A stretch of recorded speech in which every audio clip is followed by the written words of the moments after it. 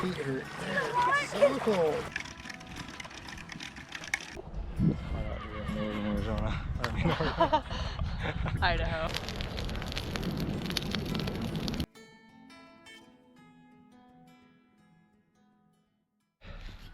Swamp. Yeah. Hey, look at the little bird. Oh, Look at cool. that little bluebird. Sweet little birdie. It's a cool little bird. It's almost like its body, just like its face was just put on its chest.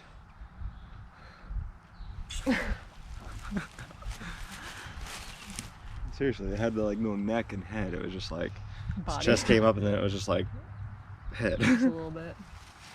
There's another one up there too. All right. So yesterday was the end of week 1 on our homestead, and we just want to talk about all the stuff that we got done, which I feel like was quite a bit. Yeah, I mean, we'll see. So we mapped out where, like, approximation of where the buildings were gonna go. So the shop and the house. Well, shouldn't we start with like the beginning of the week, like all the traveling? I don't know. How do you want to start?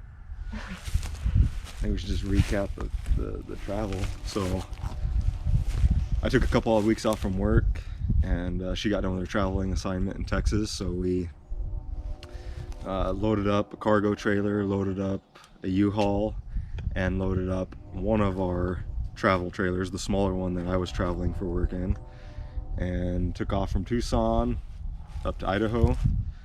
We rented a storage unit up here, got everything unloaded, got everything unloaded out of the U-Haul, everything we didn't want in the cargo trailer we went ahead and unloaded in there as well.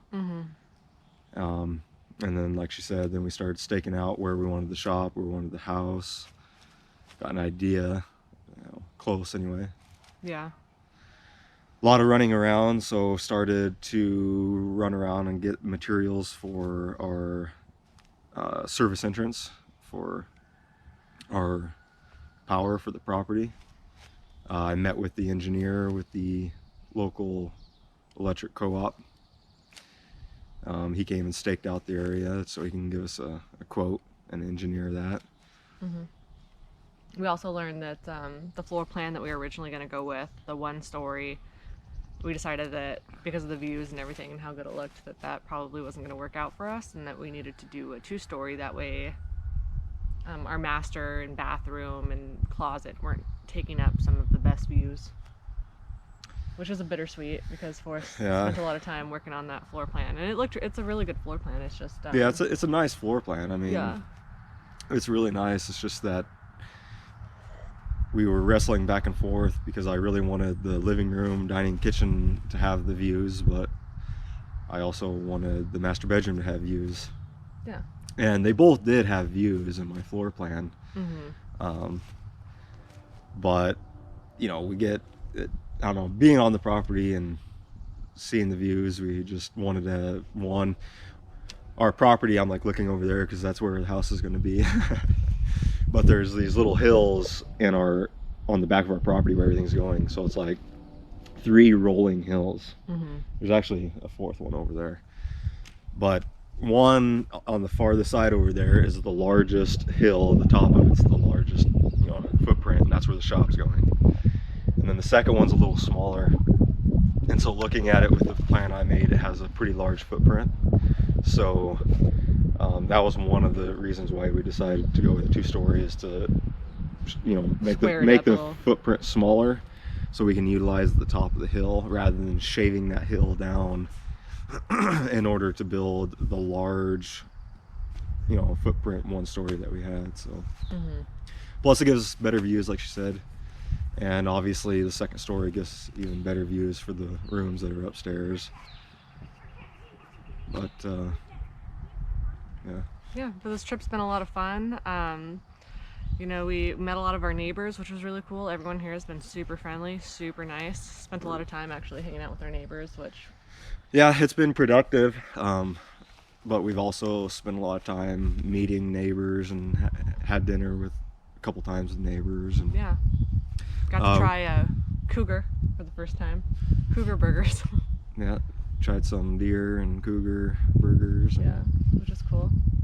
And then, what were those sausages made out of? Was that deer? It was deer. Oh yeah, we had like some brats type sausages. They call them Smokies, is that what they said? Smokies, yeah. Up here they call them Smokies. Yeah, they were good. Had like jalapeno and cheese. They're pretty spicy. It was good. But we also rounded up some materials for our well. So we're gonna try, so the state of Idaho allows you to drill your well without a permit and without being a licensed driller, as long as it's under 18 feet deep.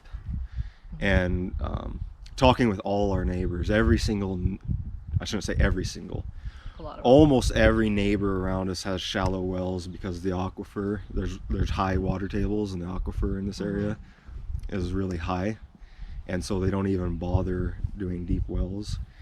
The couple of neighbors that do have them, after speaking with some of them that do have the deep wells, it wasn't even because they wanted to, it was just because to get a loan on their home or their land, I should say their home, the banks will not allow you to get a loan on a home that has an unpermitted shallow well. It's got to be a permitted deep well.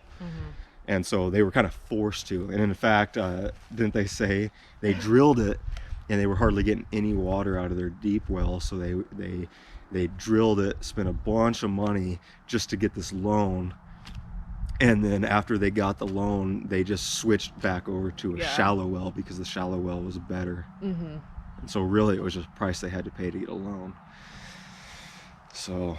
And then we also learned about, because of the high water tables and just where we're located, the soil here is very sandy. And so looking out at our pasture, we have a lot of those horsetail weeds.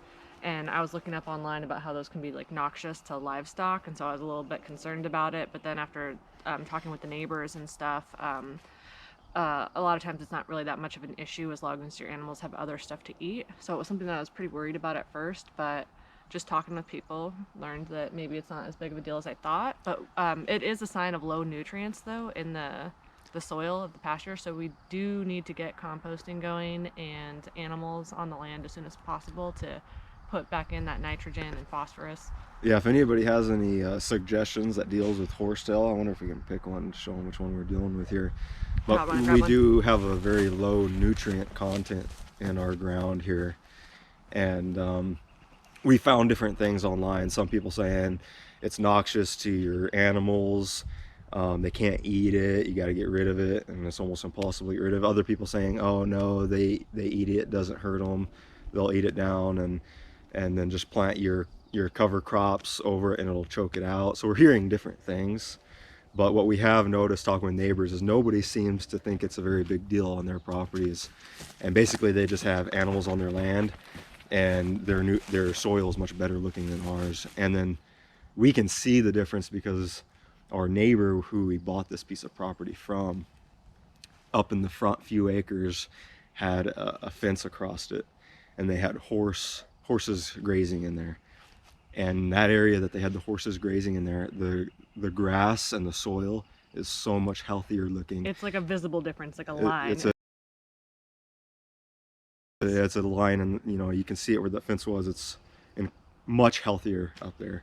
And in the back area where they've had no animals on for who knows how long, because our neighbors have owned it for like around 30 years, I think. Yeah. And they've never raised any type of farm animals on it. Just horses, but they keep those like penned up, and they have like an arena. Yeah. So. But this is the plant. That's what we gotta try to get rid of. It's like a straw. So yeah, we definitely got some work ahead of us for sure. What else do? We got the well stuff. We actually have somebody coming to witch the well. Yeah, and I'm hoping they'll let me videotape them, but I understand if they don't want to be videotaped. But I'm pretty excited because it's super interesting how that whole some people swear by it working, others say they witched it and there was no water there, and so it's tough to say. But our neighbor who lined this up for us, he had someone witch his well, and he hit water. They said there was 2 underground rivers or streams or whatever crossing. And they said drill here, he drilled there, and there was water. So Well, our neighbors too, when they had their well witched, they actually had two different people that knew each other that they had come witch the property, and they both found the same crossing of underground water. So that almost to me seems like a confirmation of it actually working. so Also, what else? well, when we got here, so she had never seen the property before. Yeah. So this trip is her first time seeing the property. I had been here, but it was back in August when I looked at it before purchasing. And our pasture's out over there, which you can't see, and then what you see behind us is our wooded area. And I don't know if, I'm not sure if you guys can see it or not, but you can see a couple, hopefully you can see a couple downed trees here. Well, when I got here out in our pasture, there was like 3 downed trees. And the way our property is set up is on the west and north side of the property, we basically have a row of trees that basically block the private road that we use as a driveway, and our neighbors beside and behind us use as a driveway. Well, those trees that fell over were just like hanging on the branches of the other trees, leaning into the road. And so we didn't want to leave the property, obviously, with those trees where they could break through the limbs and then fall across the road and just leave it for our neighbor's problem. So we went ahead and cut those down and started, they weren't huge trees. I don't know, the biggest one was like that big, but we cut that up into firewood and then limbed it, and so we cleaned up that mess, and the little tiny limbs and stuff that's worthless we're gonna, I think, try to burn later today. We can burn for another like week without having a permit, so we're just gonna head and burn that and clean that up. What else do we do? Also, we've been living in our camper off-grid this entire time, so we've been using generators and then using our black and gray tanks, and that's been fun because we've gone without showering quite a bit. Like every other couple days we got to shower. Or my in-laws, his parents, got a hotel, so when they were here, we got to go use their hotel. Yeah, we went down to their hotel and showered a couple times, which was a luxury. And yeah, so yeah, hopefully dry camping is fun. Yeah. It's just a pain. It's not that bad, really. Mostly it's like the not showering and then the poo situation. It's into town's not too far to dump your tanks and to fill your freshwater tanks, and it's not that difficult. But the problem is we're here for a limited amount of time, and there was a lot we wanted to get done, so we didn't want to be spending time driving into town to do, we're wanting to get work done, so we wanted to try to limit that. So we're really limiting the water we were using, the showers we were taking, and just lets us know that when we get here toward the end of summer permanently, that we as quickly as possible want to get water source, power, and our septic, and hopefully a septic. That way we don't have, because we're going to be really busy then, even more so than now, building the shop and hopefully getting it weathered in before winter. So we don't want to be spending a bunch of time dumping, every few days setting going up to town. The trailer. Yeah, because the setup and takedown takes time. Not as much the takedown, but the setup really just makes sure it only takes like 15 minutes to set up. With this trailer it's quicker, but with our larger trailer it seems like it takes that's true. We'll be doing it with our fifth wheel. Yeah, and that'll be even bigger pain to get in and out of town. Which, by the way, we don't plan on keeping the 2 trailers. It's just that right now trailers are so expensive, which we could sell our smaller trailer for much more probably than what we would normally sell it for. But the smaller trailers are really good camping and hunting trailer, going out and recreational use.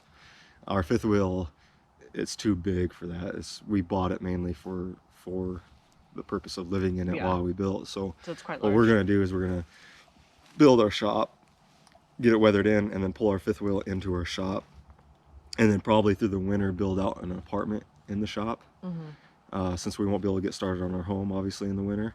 So, and then once the apartment is done, we're gonna sell our fifth wheel to recoup some of that money back, and we don't need it, and we're gonna keep our smaller trailer. So that's our plan, and that was our week 1 on the homestead, off-grid style.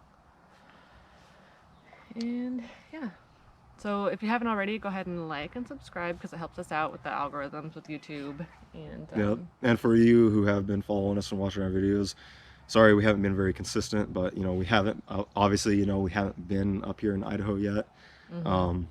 We just started filming the process, but we knew we were quite a ways away from it. yeah, And we're not here yet, but we just wanted to start filming it at the very beginning of the journey, and hopefully we'll get a little more consistent. But for sure, once we get up here, what is it right now? It's the beginning of May when we're filming this video. We're really hoping to be here permanently in the beginning of August. yeah. So hopefully sooner, but for sure beginning of August we'll be up here, and then we should have some good content then. So thank you, and please like and subscribe. All right, we have stuff to do. So.